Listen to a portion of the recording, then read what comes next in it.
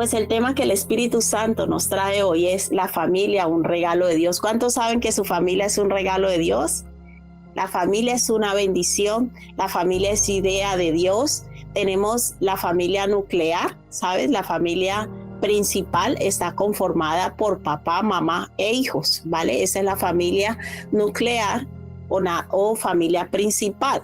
Entonces, cuando una familia se forma, todo lo que se haga debe ir en pos del crecimiento y el mejoramiento de esa familia, como lo hemos enseñado anteriormente. Hay personas que se casan y todavía siguen pendientes de cuidar al papá, a la mamá, al tío, al sobrino, y con eso no estoy diciendo que nuestra responsabilidad con nuestros padres se acaba, porque después del papá, la mamá, los hijos, las personas más cercanas que tienen derecho en nuestra vida son nuestros padres o los abuelos, ¿vale? Esa es la familia ampliada. La familia ampliada está conformada por papá, mamá, hijos y abuelos. Ellos tienen derecho, porque los abuelos tienen derecho tanto hereditario como a nivel social sobre los nietos. ¿Usted sabía eso? Bíblicamente y socialmente, los abuelos tienen derecho sobre los nietos. Y después de eso es que ya siguen los hermanos, siguen los tíos, siguen los primos, pero cuando nosotros no tenemos un orden, cometemos muchos errores, ¿no? Entonces hay personas, a no ser que usted previamente, antes de casarse, llegue a un acuerdo y le diga a su esposo, a su esposa, a la persona con que usted se va a casar: mira, yo tengo una responsabilidad con mi padre, con mi madre, yo lo sostengo. Entonces es necesario que incluyamos en nuestros gastos mensuales este sostenimiento, porque yo no puedo acabar con esa responsabilidad porque ellos dependen de mí. Todo eso son acuerdos familiares que se hacen para llevar una familia en orden, pero jamás cualquier ayuda que uno haga a cualquier miembro de nuestra familia puede ir en detrimento del beneficio de la familia nuclear, ¿vale? Todo eso se debe acordar. Entonces, ¿cuántos están dispuestos hoy a renunciar a su cultura? Mira, la cultura se define como toda aquella costumbres, hábitos, formas de vida, lengua, música. La cultura envuelve todo lo que es una estructura de pensamiento de una nación o de una persona o de una familia. Cuando nosotros llegamos a Cristo, es necesario abrazar la cultura del reino y renunciar a la cultura que hemos recibido, a cosas de nuestra cultura que no son conforme a la palabra de Dios. Quiero aclarar esto: yo no estoy diciendo que las culturas son malas, ni que toda cultura es dañina, pero dentro de nuestra cultura, de lo que aprendimos de niños, la cultura envuelve la música, envuelve la lengua, envuelve los bailes. Todo eso es la cultura de una nación, la forma en cómo se comportan, cómo se desarrollan a nivel social, a nivel familiar, a nivel cultural en general. Entonces, hay costumbres en nuestras culturas, da igual del país que usted sea, que no se adaptan al pensamiento del reino de Dios. Y es allí donde yo, así como Dios nos hablaba la semana pasada acerca de la estructura de pensamiento del reino de Dios, y nuestra estructura de pensamiento está condicionada a la cultura donde crecimos. Y hoy vamos a estudiar cómo debe funcionar un matrimonio, una familia de acuerdo al modelo de Dios, y cuál es el objetivo bíblico de la familia. Porque Dios siempre ha querido para él, desde que ocurrió el diluvio, y desde su origen, pero después del diluvio, Dios siempre ha querido una familia, que la familia sea apartada para él y cumpla un propósito aquí a la tierra. Cuando Dios crea a Adán y Eva, ¿no? Usted sabe que Dios es el que constituyó la familia. La primera familia que Dios creó fue Adán y Eva, pero ¿cómo era esa familia? No tenía influencia cultural. Entonces vamos a estudiar cómo era la familia que Dios creó originalmente. Sabemos que Dios creó primero al varón, ¿no? Y desde el diseño de Dios, Dios creó al varón como autoridad. Pero pasa algo muy importante en esa creación de Dios, y es que Dios crea a Adán, crea a los animales. Adán le pone nombre a todos los animales y Dios vio que no había nadie idóneo para Adán. Dice, ninguno reúne los requisitos para que Adán esté bien, para que Adán se sienta acompañado. Y ahí es cuando Dios dice, haré ayuda idónea para él. Cuando uno culturalmente le han enseñado que ser autoridad es ser superior sobre alguien, ya hay un error. Y en la mayoría de culturas se enseña eso. Cuando usted va y pregunta a alguien, ¿quién es el jefe aquí? Usted su mente ya piensa que el jefe es superior, y en el reino de Dios no es así.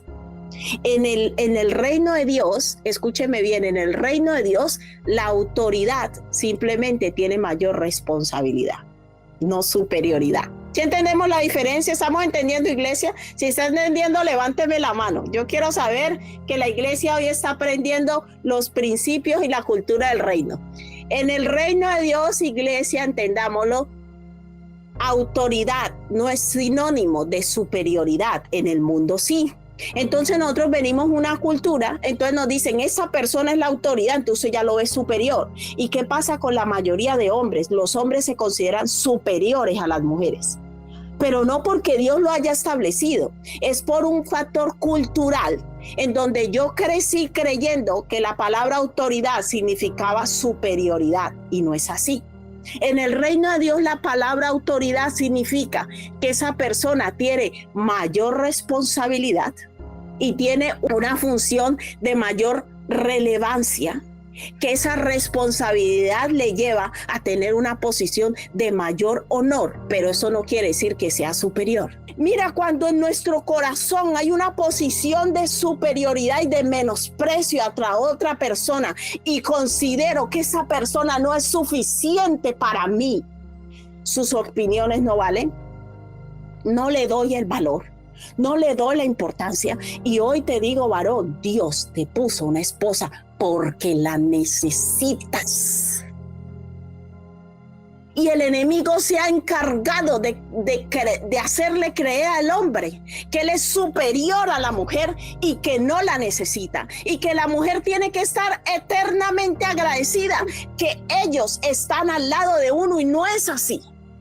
En la familia es idea de Dios. El que puso que la esposa debe permanecer al lado del hombre, es más, no fue el hombre que fue traído a la mujer, por el contrario, fue la mujer que fue creada para el hombre. Había una necesidad y dijo, no es bueno que el hombre esté solo. No es bueno, necesita a alguien que le ayude en ese proceso para cumplir lo que yo tengo para él.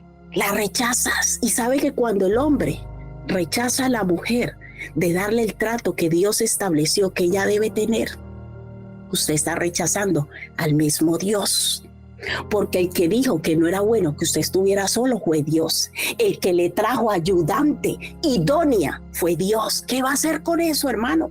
¿Qué va a hacer con eso? Va a seguir luchando, llevando su vida, estableciendo una familia sobre sus principios y no sobre los de Dios. La familia es un diseño de Dios, y Dios estableció la función que debe tener cada uno. Versículo 22, y de la costilla que el Señor Dios tomó del hombre, hizo una mujer y la trajo al hombre. Dijo entonces Adán, esta es ahora hueso de mis huesos y carne de mi carne. Esta será llamada varona, porque del varón fue tomada. Posición de igualdad, de valor, igualdad de capacidad, mas no de funciones, que eso es lo que confunden muchos matrimonios. Y con el debido respeto de muchos predicadores por allí, la diferencia entre el hombre y la mujer no es de capacidad, es de funcionalidad. Repítame conmigo, funciones. Pero cuando hay tanto desconocimiento, los matrimonios no funcionan bien. Y vemos gente que va a las iglesias con mujeres oprimidas y sus esposos dicen ser cristianos y las tratan mal. En Efesios 5, a partir del 21 más o menos, empieza a hablar acerca del matrimonio. Y vamos allá rápidamente a aprender esto. Dice, someteos a unos a otros en el temor de Dios. ¿Cómo así? O sea que someteos unos a otros en el temor de Dios. No, pero es que a mí me han enseñado, yo he escuchado cantidad de prédicas, que el hombre es el que manda y en la casa se hace lo que dice el hombre. No, estamos equivocados.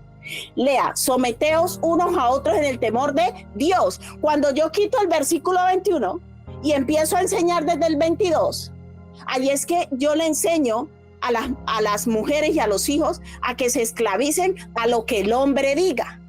Y hoy yo tengo que decirte que la cabeza de la iglesia y también de la familia es Cristo. Entonces eso quiere decir que el hombre para ejercer un correcto liderazgo, la mujer para ejercer un correcto liderazgo, los dos deben estar sometidos a Cristo. Entonces hay muchas mujeres que no conocen esas verdades, influenciadas por la cultura. Ay, yo soy una mujer sumisa a mi marido, porque más adelante dice, y lo vamos a leer, dice que así como la iglesia está sujeta a Cristo, aquí también las casadas estén sujetas a su marido en todo, versículo 24. Pero cuando yo me leo el 24 y me salto el 21, yo estoy diciendo, si yo no leo el contexto, por eso yo no puedo coger un versículo y que alguien me diga, lea aquí, que ahí dice que la mujer tiene que estar sometida en todo. Entonces, si mi marido me manda a robar, yo voy a robar. Si mi marido me manda a matar, No. Tengo que estar sometida en todo, que se alinee a la voluntad de Dios, porque ahí es que se cae en idolatría.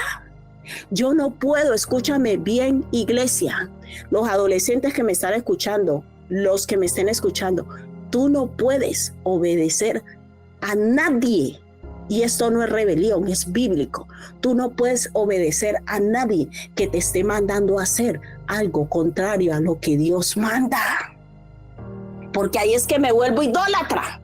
Mi mayor autoridad, la autoridad mayor de todos nosotros es el Señor Jesucristo. Por eso el 21 dice, someteos unos a otros en el temor de Dios. El hombre es la autoridad, pero el primero que tiene que estar sujeto a Cristo es el mismo hombre, para darle directrices a su esposa y a sus hijos conforme a la palabra de Dios, no conforme a sus caprichos. Las casadas estén sujetas a sus propios maridos como al Señor. Claro, yo tengo que sujetarme a mi marido como al Señor.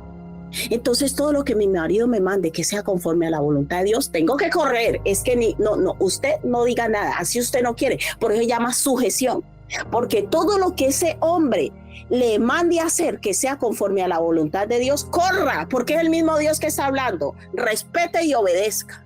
No es que a mí no me parece, no es si a usted le parece. Dios habló y se obedece. Entonces yo me estoy sujetando a Dios y a Él, porque Él está alineado con Dios. Y cuando un hombre está alineado con Dios, la mujer tiene que sujetarse y someterse a Él. Versículo 23, porque el marido es cabeza de la mujer, no de todas las mujeres. Porque el marido es cabeza de la mujer. Usted solo es cabeza de su mujer. Usted no es cabeza mía, porque usted no es mi marido. Eso es otro tema que la gente no entiende, pero no vamos a entrar allí. Porque el marido es cabeza de la mujer. Y se han inventado que todos los hombres son cabezas de todas las mujeres, pero bueno, sigamos. Porque el marido es cabeza de la mujer, así como Cristo es cabeza de la iglesia. Uy, yo soy la cabeza, aquí mando yo soy el macho. Lea y verá que la Biblia dice que yo soy el macho y que usted me tiene que respetar. A ver, muévase, que aquí estoy hablando yo, pero sigamos, que esto es lo interesante. Porque el marido es cabeza de la mujer, así como Cristo es cabeza de la iglesia, la cual es su cuerpo y él es su salvador. Mira qué bonito. Así como la iglesia está sujeta a Cristo, también las casadas lo estén a su marido en todo. Sí leyó, versículo 24, esté sujeta en todo, pero sigamos el 25. Maridos, amad a vuestras mujeres. Ese es el fundamento de un matrimonio cristiano y de una varón autoridad. Marido, amad a vuestras mujeres. Así como Cristo amó a la iglesia y se entregó a sí mismo por ella. Mira, le enseñan a la gente una posición de autoridad sin sacrificio. Y ahí es que está el error, donde mezclan su propia cultura con las verdades bíblicas para manipularlas.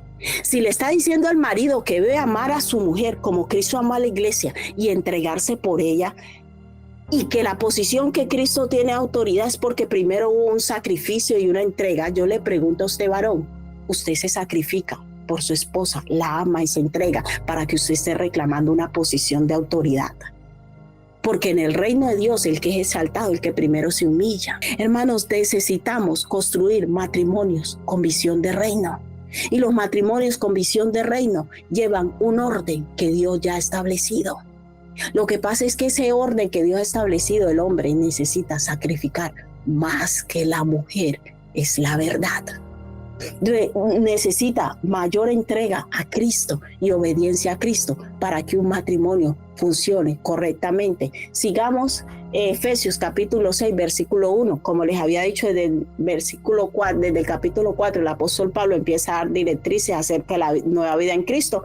Y también hay directrices para los hijos, para los padres y para todos. Hijos, versículo 1. Hijos, obedeced en el Señor a vuestros padres, porque esto es justo. La obediencia de los hijos a los padres es bíblica. Honra a tu padre y a tu madre, que es el primer mandamiento con promesa. La honra a nuestros padres es bíblico, por eso los abuelos hacen parte de esa familia ampliada, de enseñarle a nuestros hijos el respeto hacia los abuelos también. Dice, para que te vaya bien y seas de larga vida sobre la tierra. Y vosotros, padres, consejo también para los padres. No provoquéis a ira a vuestros hijos, sino criarlos en disciplina y amonestación del Señor. ¿Cómo usted corrige a sus hijos? Mira, honestamente hay padres que son pesados. Y tienen una forma, hay muchos niños que nos dicen a veces, al fin, ¿qué hago? Porque les damos hasta 4 órdenes a la misma vez. No se hace así. Y queremos darle un trato a los niños, a nuestros hijos, como si fueran robots, como si no tuvieran valor. Y normalmente cuando usted no respeta a su esposa, normalmente a los hijos rara vez también lo respeta y les da un trato inferior. Lo mismo la mujer. Y allí entro yo con las madres. Las madres somos las que más tiempo pasamos con los hijos. Y nosotras tenemos la responsabilidad de enseñarle a nuestros hijos de respetar al padre. Nosotros tenemos la responsabilidad de enseñar a nuestros hijos la palabra de Dios al igual que el padre. Y usted no me puede decir, hay personas que dicen, no, pero es que el papá no sigue a Cristo, entonces eso es tan difícil. No, y le voy a poner un ejemplo, Timoteo, porque tenemos muchos versículos, pero no nos va a dar tiempo, pero vamos a mencionarlo cortamente. Timoteo, usted sabía que el pastor Timoteo, él fue el pastor de Éfeso, de la iglesia de Éfeso, y usted sabe que Timoteo fue enseñado por su abuela y por su madre. No fue su padre el que le enseñó la fe cristiana, porque su papá era griego. Y yo le pregunto a las mujeres, ¿usted qué le está enseñando a sus hijos? Usted lo deja engancharse todo el tiempo al móvil, a la Play, y usted no le enseña los caminos de Dios. Es responsabilidad de nosotros, los padres, instruir a los hijos en el temor de Dios. Es responsabilidad de nosotros, los padres, instruir a los hijos en el temor de Dios. Segunda Timoteo 1:5, si lo quiere tomar nota y luego lo estudia en su casa, dice, le dijo Pablo a Timoteo, trayendo a la memoria la fe no fingida que hay en ti, la cual habitó primero en tu abuela Loida y en tu madre Eunice, y estoy seguro que en ti también. ¿De quién venía la fe que Timoteo aprendió? No fue de su padre. La fe que Timoteo tenía venía de su abuela, pero era una fe que tenía una característica, no es fingida. Usted va a la iglesia, pero luego sus hijos no ven un testimonio en usted. Usted es la que pasa más tiempo con sus hijos, pero usted les da mal ejemplo a sus hijos. No les enseña una fe genuina. Ellos ven usted es una en la iglesia y otra afuera. Y eso es lo que sus hijos van a aprender, la misma fe que usted les enseña. Si su fe es genuina, sus hijos aprenderán de ti. Pero si su fe no es genuina, sus hijos van a llevar la misma falsedad y la misma doblez que lleva usted. Hermano, Dios creó la familia con un propósito. ¿Por qué es tan importante? Escúcheme bien, que cada uno asuma su función, el esposo, la esposa, los hijos, porque el matrimonio puede tener 2 dimensiones de acuerdo a cómo nosotros lo establezcamos. ¿Cuántos quieren matrimonios de reino? ¿Para qué es un matrimonio del reino? El matrimonio del reino no es para que nosotros hagamos lo mismo que hacen los del mundo. Tenemos hijos, tener una casa, un coche, vayan a la universidad. No, el matrimonio del reino de Dios tiene dimensión eterna. ¿Cómo así? Sí. porque todo ese comportamiento idóneo del esposo, todo ese comportamiento idóneo de la esposa, toda esa instrucción a nuestros hijos es para formarnos y cuidarnos entre todos para un día estar con el Señor. Quiere decir que aunque yo me muera y se muera algún miembro de mi familia, yo no me enojo con Dios. Yo no me estoy lamentando, ¿por qué murió mi hijo? ¿Por qué se murió? No, ¿sabe por qué? Porque yo he instruido a mi familia en los caminos de Dios y sé que aunque se muera, un día me encontraré con ellos nuevamente.